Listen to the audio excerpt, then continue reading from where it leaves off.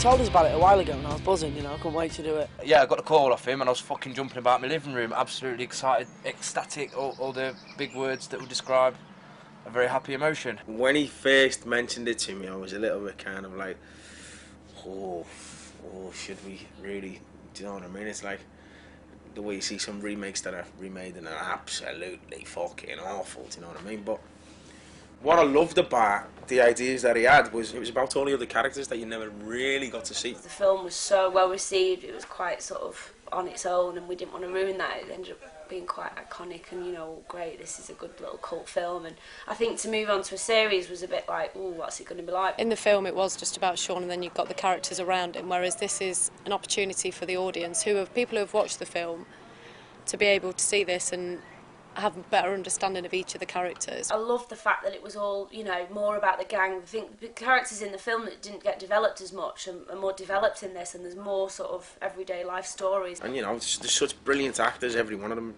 you know what I mean? Such brilliant actors to work with, and it's nice that they've now got a chance to show what they can do, I suppose, and to let their characters progress. That was, you know, that was one of the main things why I wanted to do it. Hey, come back here with my throat. Come here. Don't chase me. The whole gang is just like a family, like a proper family. We all get on. We all call each other by our character names. Like, there's not a single one of us that, you know, that refers to the other as who they actually are. Like, Harvey's Harvey and Milky's Milky. The time is nigh, the night is time. Don't fight me, because that would be a crime. The little waffles in this graveyard. You fuckers! It's amazing, I love it. I love it. It's like we're all a gang and we all live together and, you know, we're all having such a great time. I think we all, to some extent, do a little bit of method acting even, like at the risk of sounding like a twat. I never see you when you jump over the. You think I never see you when you. I'm very well. Oh, I'm very well. Oh, it's horrid. What's the game? What's the game? When rules, you've got to move it for a kiss, but really serious. You don't kiss? No. You don't do it, you just get close. That's mine. Even the way we live in the apartments that we're at has just been some of the best times. Look at your fucking green. I think that's a massive part of why it ends up being the way it is, because, you know, we live together, we eat together, we sleep together, and as a result, you know, we are a fucking gang. Daisy, give me your answer to. I'm half crazy, oh, for the love of you. My name's Mark Herbert and I'm producer of this TV series. I'd start again, do that one again. My name's Mark Herbert and I'm the producer of the TV series, produce the film, and I also run Walk Films. And no. What's going on, Dean? Don't know.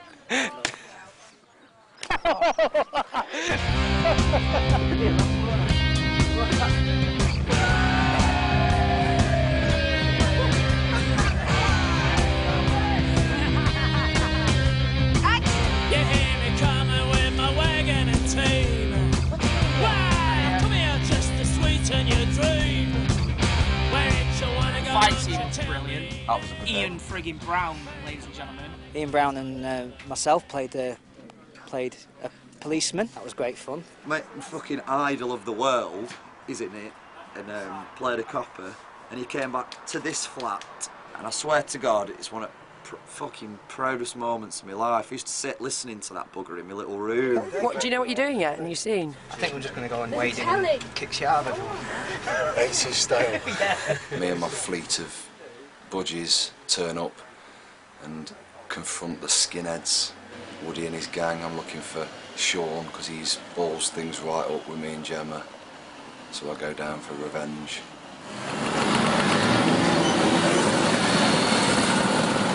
How's it going? It's going great. Bit of brutality.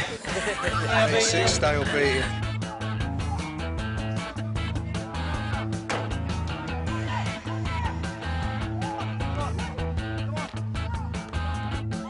we had naked, well, not naked wrestling, semi-naked. I had my long johns on, and he viewed it. You know, you wake up in the morning, you think, oh, I shouldn't have done certain things in front of my idol. I had that. We've all had that, haven't we? Like, oh, I shouldn't have done naked wrestling. That were a fucking stupid idea. Who would have thought that were cool? Just done the fight. Have we spoke about it yet? No. It's epic. It's massive. Yeah. I've lost my voice. We were doing a practice last night. Look what Thomas Turgoose has done to my back. He said, I don't care anymore. You're going to get striped. Action. Take it easy. Right. Whoa! It is very, very loose the way we work, you know. At the risk of sounding dead cheesy, it's all very organic, innit, the way we do things. You know, you're left to your own devices. Like, the majority of the things that you'll see, or have seen, we're just us fucking around. Just us being us. Shane's allowed us to, like really, embrace improvisation in a special way that no other director would allow that. I think especially with Shane and with Tom as well, you know, every now and again you'll have a piece of scripted dialogue that he'll want to get in there, and so as long as you get that in, like key points and key elements of the storyline or script, as long as you get them in, they'll let you just run with it, and that's just fucking an amazing way to work. If I was to describe the two directors, Tom's like a fine oil painting. He does things with a lot of precision, whereas Shane's very like, let's splat the paint around, and he does a very big canvas, or almost like a blank white room, and he's splatting the paint, whereas Tom will be doing the fine outline to his painting and he has quite a lot of precision in his work. Best thing about working with Shane? Probably the practical jokes that he pulls, because he's a bastard for them. So what are we doing? Tom, we've been filming with a dead body all day, and Tomo's been in here a lot, so he's got used to it being here, and now I'm going to be the body. It's like Jeremy Beadle, but he's died. What are we doing? Jeremy Beadle died last year, and there's no one to take his place, so I'm going to have a go. He was doing a scene where we was just walking to the house, and Stephen went, when you get in, will you go see Dean in there, because he wants to do like a depressed photo shoot in there with me and you. And I was like, seems a bit weird, but all right.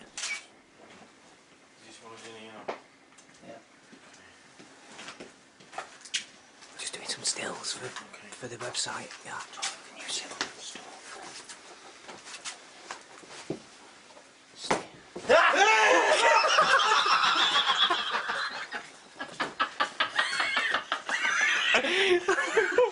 Make me jump.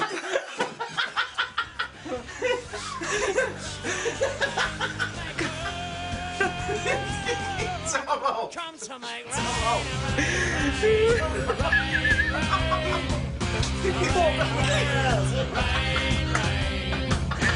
That works.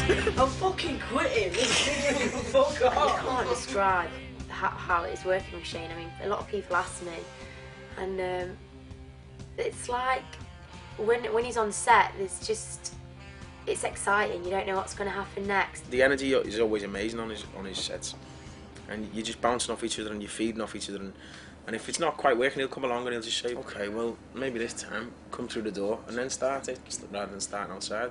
And it just creates it instantly. You know, he gets you where you need to be, and he knows how to get you there as well. And he's so intuitive.